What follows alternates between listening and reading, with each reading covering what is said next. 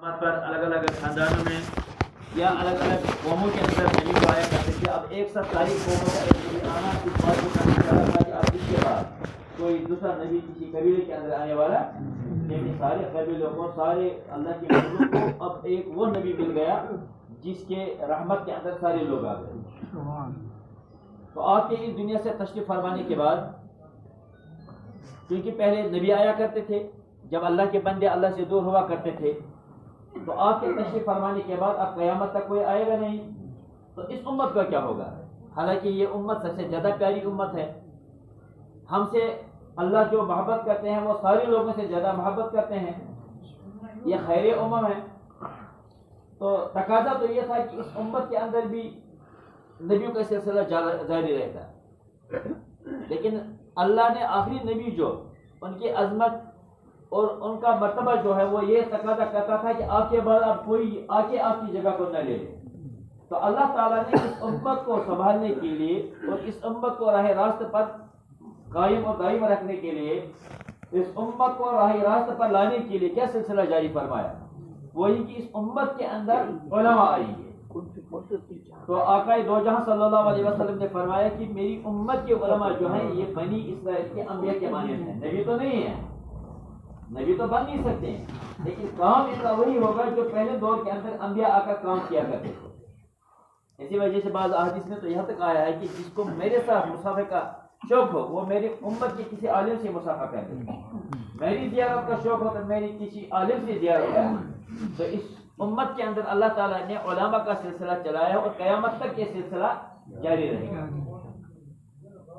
تو الحمدللہ اللہ تعالیٰ نے ہمیں اس چیز سے نوازا ہے. اور قیامت تک جب جب مسلمانوں کو ضرورت پیش آئے گی، جب جب امت کے اندر ایسی کوئی صورتحال پیش آئے گی، کوئی ایمانی لحاظ سے کوئی فتنہ پیدا ہو جائے گا، کوئی نقص پیدا ہوگا، کوئی انفیکشن داخل ہوگا، تو اس کا علاج کرنے کے لیے اللہ ذو الجلال نے نبیوں کے بعد علماء کو رکھا ہے. تو الحمدللہ آج ہماری اس پوری کے اندر علماء کرام کی آمد ہے. پہلے تو یہ ہوتا تھا کہ میں آپ حضرات کے درمیان آتا ہی رہتا تھا، لیکن آج بہت دنوں کے بعد علماء کا وفد آپ کی پوری کے اندر تشریف فرما ہوا ہے. تو ہم سب کو اس پہ اللہ کا شکر کرنا چاہیے، کیونکہ جہاں پر علماء کی آمد ہوتی ہے وہاں پر اللہ کی رحمت برستی ہے. تو آج ہماری پوری کے اندر الحمدللہ علماء کرام کی آمد ہے. میں ناچی تو آتا رہتا ہوں، جب بھی مجھے موقع ملتا آتا رہتا ہوں، میرا آنا کوئی کمال نہیں، لیکن آج آپ کے در میں محدت آئے ہوئے ہیں جن کو بڑی مشکل سے فرصت ملتی ہے. تو مشورے سے آج طے ہوا ہے مجلس سے تحفظ ختم نبوت ضلع بارہمولہ کے حوالے سے آج انشاءاللہ یہاں پر ہمارے جلیل القدر عالم دین رفیق محترم حضرت مفتی سید عبد الرحیم صاحب الحسنی کا بیان ہوگا. تفصیل ان کا تعارف شاید سبھی کو ہوگا. وہ حضرت مولانا عبد الولی شاہ صاحب ناران پھیلی رحمۃ اللہ علیہ کے فرزند ارجمند ہیں، جن کا کشمیری قوم پر بہت بڑا احسان ہے. انہوں نے اس وقت توحید کے علم کو تھامے رکھا جب یہاں پر علماء نام کے لوگ موجود نہیں تھے. یہ وہ وقت تھا جب حضرت علامہ انور شاہ کشمیری رحمۃ اللہ علیہ نے بھی کشمیر کے اندر فضا کو علمی فضا نہیں پا کر، قدردان نہیں پا کر یہاں سے انہوں نے دیوبند کا سفر کیا تھا. اس وقت کے اندر ان کے والد ماجد نے الحمدللہ علم کو سنبھالے رکھا.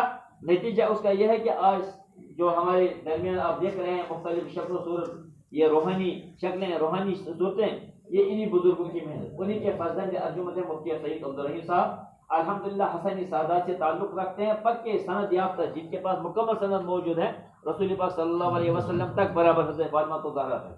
تو آج انہی کا بیان ہوگا.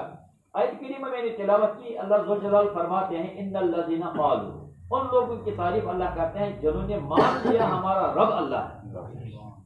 ان الذین قالوا ربنا اللہ، جنہوں نے مان لیا کہ ہمارا رب کون ہے. ثم استقاموا، پھر انہوں نے اس پر استقامت استقامت اللہ تعالیٰ نے ان کو اس پر استقامت دے دی. تو یہ بہت بڑی چیز ہے کہ اللہ کو اللہ مانا، اللہ کو رب ماننا، اپنا خالق اور مالک ماننا، اس کے بعد اللہ تعالیٰ کے اس ماننے پر مستقیم رہنا.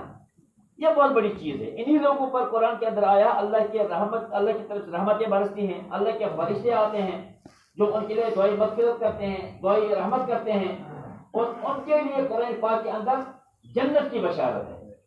لیکن شرط یہ ہے کہ استقامت ہو. ماننا تو بڑا آسان ہے، اگر ماننا ہی کافی ہوتا تو شاید رسول پاک صلی اللہ علیہ وسلم کے دور کے اندر کوئی ایمان کے دائرے سے باہر نہ رہا ہوتا. ابو جہل کو کیا پریشانی تھی؟ وہ بھی پڑھ لیتا کلمہ. ابو لہب کو کیا پریشانی ہے؟ سبھی پڑھ لیتے. لیکن مسئلہ یہ تھا کہ اللہ کو رب ماننے کے بعد اس پر استقامت جمے رہنا، یہ بہت بڑا مسئلہ ہے. تو اسی چیز کو سمجھانے کے لیے کہ ہمیں اللہ تعالیٰ نے جو ایمان کی دولت دی ہے، اور اس دولت سے بڑھ کر کوئی دولت نہیں. ہم لوگ اس ایمان کی دولت کو کیسے پہچانیں؟ یہ ایمان کی دولت ہمارے پاس کتنی قیمت کی دولت ہے، اس پر ہم لوگ استقامت کیسے حاصل کریں. اور اس کے بعد جو دائیں بائیں سے اس کی ہماری ایمان کو متزلزل کرنے کی کوششیں ہو رہی ہیں، اور بڑے پیارے انداز سے. عام طور سے ہم لوگ کہا کرتے ہیں یہ بات کہ جب کسی بستی کے اندر چور چوری کرنے کے لیے آتا ہے، وہ کبھی اپنے گلے میں کدبہ ڈال کر نہیں آتا ہے کہ میں چوری کرنے آیا ہوں. وہ ہمیشہ وہ شکل بنا کر آتا ہے جس سے یہ لگتا ہے تو اچھا آدمی ہے، لوگوں کو شک بھی نہیں ہوتا کہ کوئی ڈکیت یا چور ہوگا. تو اسی شکل میں آ کر وہ اپنا کام کر لیتا ہے. اسی طریقے سے بزرگوں، ہمیں جو اللہ نے ایمان کی دولت سے نوازا ہے، اس ایمان کی دولت کو چھیننے کے لیے جب بھی ہمارے پاس کوئی ڈاکہ ڈالنے کے لیے آتا ہے، ظاہراً رنگ روپ اس کا ایسا ہوتا ہے کہ محسوس نہیں ہوتا کہ یہ کوئی بے ایمان ہوگا یا یہ کوئی ایسا ہوگا جو ہماری ایمان پر ڈاکہ ڈالنے کے لیے آ رہا ہے. تو اللہ نے ہمیں ایمان کی دولت سے نوازا ہے. استقامت اس پہ ہمیں کیسے حاصل ہوگی، اور یہ ایمان کتنی بڑی دولت ہے، اسی چیز کو سمجھانے کے لیے آج ہمارے درمیان حضرت مفتی سید عبدالرحیم صاحب تشریف فرما ہے. تفصیلی بات انہی کی ہوگی. نظام یہاں کا یہ ہے کہ ایک 5 پہ بات ختم ہوتی ہے اور ایک 10 پہ خطبہ ہوتا ہے. لیکن آپ لوگ ہمیشہ وسعت قلبی کا مظاہرہ کرتے ہیں. جیسے حضرت کو شہری صدر ہوگا یہ موقع بار بار نہیں ملے گا. مجھے کبھی بھی بلا لینا تو کبھی بھی آ جاؤں گا، لیکن یہ موقع مجھے شاید لگ رہا آج کچھ سال کے بعد ہمیں نہیں. تو